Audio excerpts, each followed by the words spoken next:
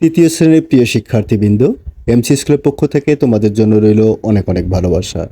আজকে আমরা দেখব তোমাদের দ্বিতীয় প্রান্তিক মূল্যায়ন পরীক্ষা 2026 এর বাংলাদেশ ও বিশ্ব পরিচয় বিষয়ের উপর দুটি নমুনা প্রশ্ন। যদিও প্রতিটি উপজেলায় আলাদা আলাদা প্রশ্নপত্র হবে, এই স্ক্রিনে যে দুটি নমুনা প্রশ্ন তোমরা দেখবে, এখান থেকে তোমরা ম্যাক্সিমাম স্কুলে কমন পেয়ে যাবা। স্ক্রিনে তোমরা দেখতে পাচ্ছ 1 নম্বর প্রশ্ন, সঠিক উত্তরটি উত্তরপত্রে লেখো বা সঠিক উত্তরে টিক চিহ্ন দাও। 10টি প্রশ্ন থাকবে, 10টি প্রশ্নের জন্য থাকবে হচ্ছে 10 মার্ক, প্রতিটি প্রশ্নের জন্য থাকবে হচ্ছে 1 মার্ক করে। 2 নম্বর থাকবে হচ্ছে উপযুক্ত শব্দ দিয়ে শূন্যস্থান পূরণ করো, যে কোনো 5টি। এখানে 5টি প্রশ্নের জন্য থাকবে হচ্ছে 5 মার্ক। 3 নম্বর দেখতে পাচ্ছ, 3 নম্বর হচ্ছে শুদ্ধ অশুদ্ধ নির্ণয় করো বা নির্বাচন করো, এটি থাকবে 5টি প্রশ্নের জন্য থাকবে হচ্ছে 5 মার্ক।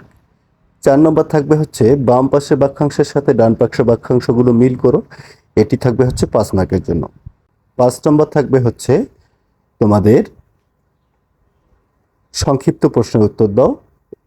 60টি প্রশ্ন থাকবে, 60টির মধ্যে 5টি প্রশ্নের উত্তর দিতে হবে, প্রতিটি প্রশ্নের জন্য থাকবে হচ্ছে 3 মার্ক করে 15 মার্ক।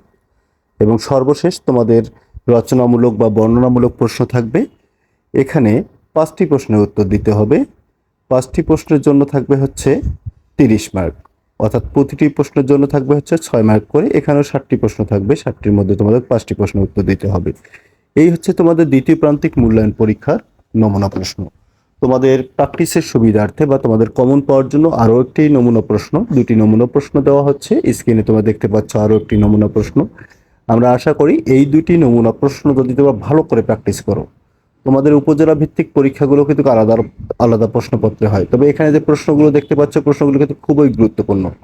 তাই অবশ্যই কিন্তু তোমরা এই প্রশ্নগুলো প্র্যাকটিস করবে। আজকে ক্লাসটি এখানেই শেষ করব। তার আগে বলবো, চ্যানেলটিতে যদি নতুন হয়ে থাকো অবশ্যই চ্যানেলটি সাবস্ক্রাইব করবে এবং তোমার গুরুত্বপূর্ণ মতামতগুলো জানাবে, এবং তোমার কোন কোন বিষয়গুলোর সমস্যা আছে অবশ্যই সেগুলো জানাবে। সবাই ভালো থাকবে, সুস্থ থাকবে এবং মন দিয়ে পড়াশোনা করবে। ধন্যবাদ।